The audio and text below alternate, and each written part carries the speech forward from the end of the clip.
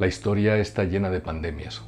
Aunque los historiadores siempre somos despreciados por los políticos porque nos dedicamos al pasado, en realidad somos como arúspices etruscos porque vemos el futuro, especialmente cuando se cometen los mismos errores que en la antigüedad.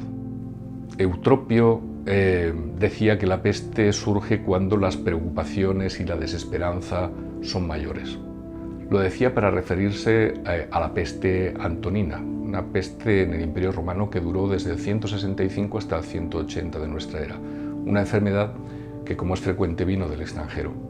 La victoria de Roma contra los partos se convirtió en una gran derrota cuando los legionarios trajeron una pandemia que mató a 1/3 de la población.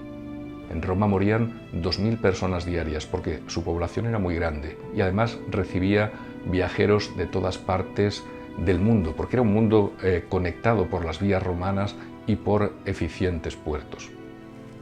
La gente tenía miedo de salir de sus casas. Se paralizó el comercio. Casi todas las fuerzas de seguridad de la época, los legionarios, los soldados romanos, perecieron por la pandemia. Todos vivían una época de gran angustia. Los emperadores llamaron a los mejores expertos internacionales. En aquella época era un griego llamado Galeno, que vivió largo tiempo el duro trance de la epidemia, según su propio testimonio, pero no pudo evitar la muerte del propio emperador, del coemperador Lucio Vero, que huyó de Aquilea cuando estaba ya infectado.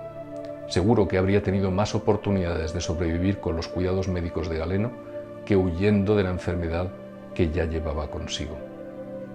La huida a lo loco, aunque sea solo de un fin de semana, es una grave irresponsabilidad. Lo era en aquel tiempo y lo es ahora también. Para tiempos de pandemia, que son épocas de irresponsabilidades y de bulos, Marco Aurelio, que gobernó solo sin Lucio Vero, su hermano adoptivo, tenía una propuesta. No lo hagas si no es conveniente, no lo digas si no es verdad. Vemos consternados como el mundo está lleno de idiotas e incluso algunos gobiernan grandes países. Marco Aurelio decía que la destrucción de la inteligencia es una peste mucho mayor que cualquier infección. Marco Aurelio fue el gobernante más honrado y coherente de la historia de Roma. Ojalá tuviésemos a alguien como él en el gobierno o en la oposición.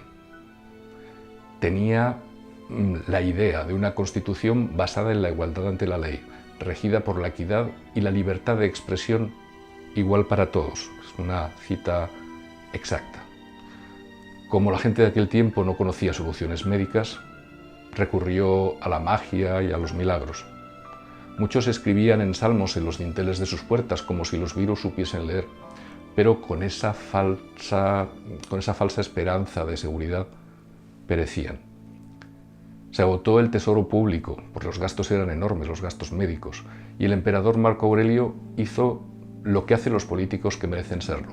Subastó sus bienes personales durante 2 meses. Hay políticos miserables que en medio de las crisis más espantosas se suben el sueldo, o aún peor, reducen el presupuesto de sanidad, que no solo es robar a los ciudadanos que la han pagado con sus impuestos, sino que es condenarlos.